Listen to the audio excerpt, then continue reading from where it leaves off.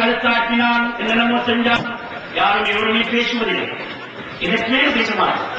அவன் எப்படி மாற்றி போட்டு அமைதியோடு ஒருவருக்கு ஒருவர் புரிந்துணர்வுடன் நாம் ஒரே சமயத்தை சார்ந்தவர்கள், ஒரே கைமாறி சொன்னவர்கள், ஒரே குடும்பம் என்ற நோக்கில் செயல்பட்டவர்களை கெடுத்து அவர்களுக்கு எதையோ கொடுத்து இந்த பகுதி வாழ் மக்களுக்கிடையிலே மாபெரும் ஒரு பிரச்சனையை ஏற்படுத்திவிட்டதனால் தான் இவரை துபாய் நாட்டுக்கு கூட வரக்கூடாது என்று அங்கே அரசாங்கத்தால் தடை செய்து இந்த பத்திரிகையில் வந்திருக்கிற செய்திதான் அவருக்கு துபாய்க்கு போக முடியாமல். அப்துல் ரஹ்மான் மௌலவி அவர்கள் சொன்னார்கள், அபுதாபுத ஓதி பாட தெரியாது, அதனாலதான் அபுதாபி போகிறீர்கள். எனவே சமூகங்களுக்கிடையிலே பிரச்சனையை உருவாக்குவதற்கு காரணமாக இருக்குமாக இருந்தார்.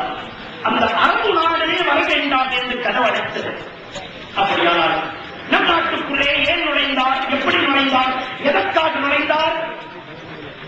இதுவரையும் அவர் الذي خلق فسوى والذي قدر فهدى والذي أخرج المرعى فجعله غثاء أحوى سنقرئك فلا تنسى إلا ما شاء الله إنه يعلم الجهر وما يخفى ونيسرك لليسرى فذكر إن نفعت الذكرى سيذكر من يخشى ويتجنبها الأشقى الذي يصلى النار الكبرى. கண்ணியமிக்க சகோதரர்களே,